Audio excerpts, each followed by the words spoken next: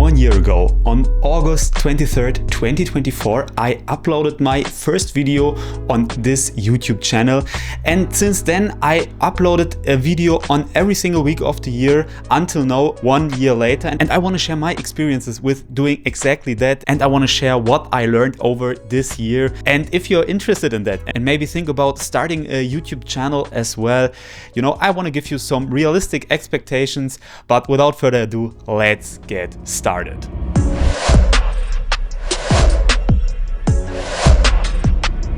So the first thing I want to say here is that the title of the video is technically speaking a lie, because I did not post on every single week. I had 3 weeks off, 1 week in February where I got really sick. I had an infection and I stayed in bed for nearly 2 weeks, so I did not post one video in February.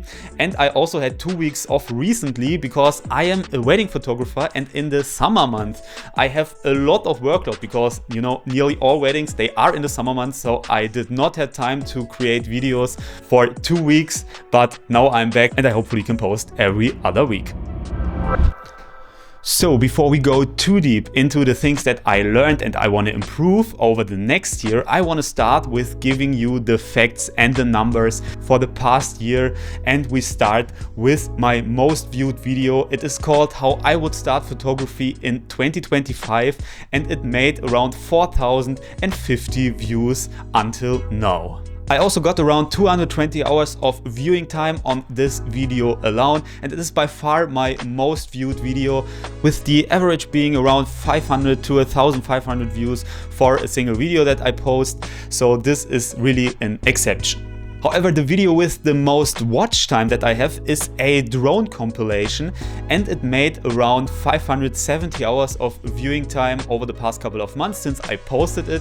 And this is because this video is really long, and I believe most people, they play these videos in the background, and this is why I believe this video has so much view time, but more on that later in this video. My total view count for the past year were 19,330 views and a viewing time of 2,240 hours for the year. I also gained 227 subscribers because I started out with a single one that I had in the beginning of the year, so 227 new ones and 228 in total.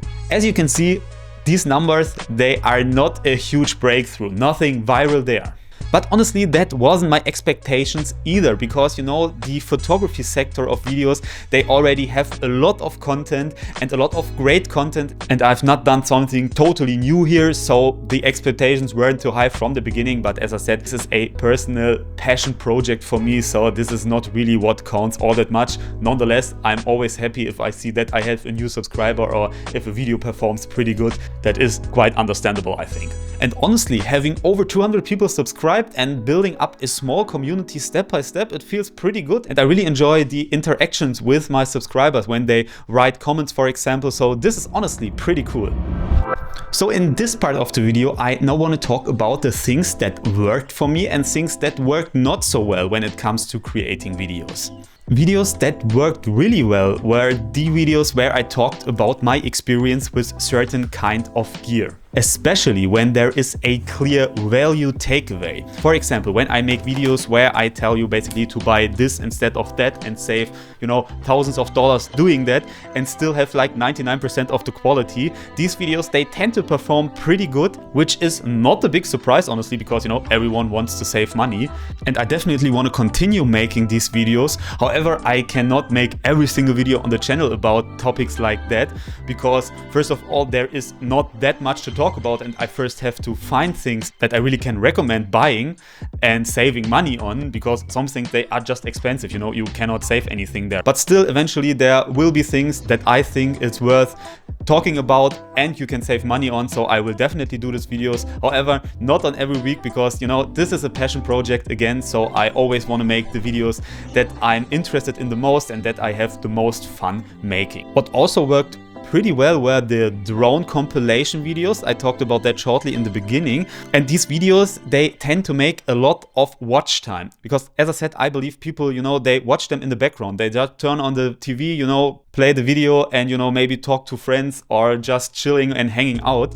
And this is exactly why I make these videos, because first of all, I think it's a little bit sad that I have a ton of drone footage laying around on my computer, so I want to post it, and then I can, for example, show it to family and friends or play it on the TV while I'm having friends over at my apartment, you know, and just hanging out.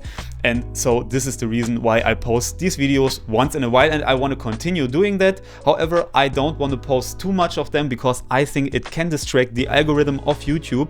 So once in a while it's okay, but not too much, because, you know, I want to make, you know, kind of real videos, you know, want to talk to the camera, experience things, you know, teach people maybe something and get an interaction with people. And this is just not possible with these drone videos because, as I said, they do not get a lot of interaction, not a lot of likes, not a lot of comments, not a lot of subscribers, obviously, because this is just not the reason why people watch them. One kind of video that sadly did not work so well were the trip reports that I did. I went to different locations over the year and made videos about how I shoot there and what I photographed there and what I've experienced there. And, you know, they tend to perform not so well. Not a lot of views, not a lot of likes, not a lot of comments. And this is for a good reason, I believe, because I'm not a celebrity photographer or influencer or, you know, some person of interest that, you know, people want to watch because of the person. So there's just not the public interest in that. And as I said, there is a ton of other, you know, YouTubers out there who do exactly the same. Nonetheless, I still want to keep doing them because I really enjoy making these videos. They are the videos that take the most amount of effort to make, but still, as I said, it is an absolute passion project for me. They are so much fun, so definitely want to keep doing these videos as well. Some small things that I've learned is, for example, the video length. I found that videos between 8 and 12 to 13 minutes, they are the kind of sweet spot that people want to watch, and they are not too long, you know, that people get distracted, or even before clicking on the video think, well, I can't watch a video that is 30 minutes long at this point because I have something else to do, for example. So I believe 8 to 30 minutes is the sweet spot there, which is great information, honestly, because I really enjoy these videos the most, because it is the perfect combination between a short video where I can put a lot of effort in making high quality videos and also not too long that it will take me too much time to make them. So honestly, this is pretty cool. So now I want to talk about my personal growth over the year, because one of the reasons I wanted to make videos, and I said that in the very first video on this channel, is to improve my cinematography skills. And looking back, my early videos, they are kind of awkward, honestly. I want to leave them online just to have the possibility to look back. But these videos, they were very script based. For example, I always looked at the right of the camera or at the left, you know, to read off the script. And this is definitely something that I believe I have improved over the year. I believe I speak much more freely now, and it's much more enjoyable to hear me talking, basically. At least I hope that's the case. I also improved my B-roll game, basically. You know, I try to make a lot more cinematic B-roll and, you know, put more time and effort into that, as well as sound design. I don't do anything crazy there, but still a little bit of sound design is really important for videos, I believe. And this is also something that I learned over the past year. I also learned new editing techniques, you know, new lighting techniques, all the stuff, and I just got a better feeling for how videography works and how lighting works, and this is also, I believe, a great thing. So basically, I wouldn't say that I make really cinematic videos. However, as I said, I still try to improve, and I think the quality has improved over the past year a lot.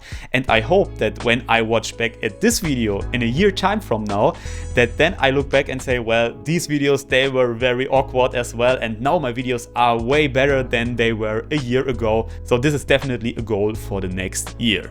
And this brings us already to the goals for the next year. And one goal is definitely to reach 500 subscribers and to reach 3,000 hours of watch time. These numbers, they are important because 500 subscribers and 3,000 hours of watch time, they enable the monetization with my YouTube videos. And, you know, I don't want to necessarily make a lot of money from them, but I think it's a cool milestone to achieve, and I definitely want to achieve this milestone in the next year. Another goal is, as I already mentioned, to keep making these trip reports with my photography travel, basically. But I want to create them more engaging and try out different things and maybe get them to work as well and create some views and some subscribers maybe. So this is also something that I want to improve on and I want to keep doing in the next year to come. I also want to keep building up my small photography community, and I really like to interact with the people, you know, with the comments below, because, you know, the things I talk about, it's most of the time my own opinion and experience, and I really like to hear from people that maybe have a different experiences or the same. So this is honestly always pretty cool to talk in the comments with someone. So this is also something that I want to improve on and I want to keep building over the next year. One final thing is that this still obviously is a passion project for me. I do these videos just for fun, not for commercial interests. Basically, I don't want to make money from them. As I said, if it happens sometime in the future that I make a few bucks of them, it's super cool, but that's not the reason why I'm doing this channel. So, you know, I want to keep the fun doing these videos, and I, you know, want to make just the videos that I have the most fun with and don't want to put any pressure on myself. For example, you know, if I can't post a week, it's okay, you know, and you know, this is also something that I want to keep over the next year. So this brings us nearly to the end of the video, and I just want to say, if you think about, you know, starting a YouTube channel, whether it's a photography based one or something else, I'd say just do it. You know, you learn a lot of things with just practicing, you know, videography and just doing videos, and I think, you know, you will improve. And I also believe that this is, you know, a kind of 0 to 1 situation here, if you want to call it like this, because, you know, getting the first 100 subscribers is most likely more difficult than getting the first 1,000. Same goes for the video views, and this is a principle that applies a lot in basically every field of your life. For example, when we talk about growing a business, I have the experience that, you know, getting the first $1,000 of revenue is much more difficult than getting the first $10,000, and so on and so on and so on. So yeah, I'd say just go for it. It's a pretty cool hobby. I really enjoy doing that. And now I just want to say, I have a ton of other, you know, photography related videos over on my YouTube channel. So if you watch this video and you do not have subscribed, feel free to check out these videos, maybe leave a subscription. That would be awesome. But for now, I wish you a great day and I wish you a great week, and I hope I see you in next week's video. So see you then and goodbye.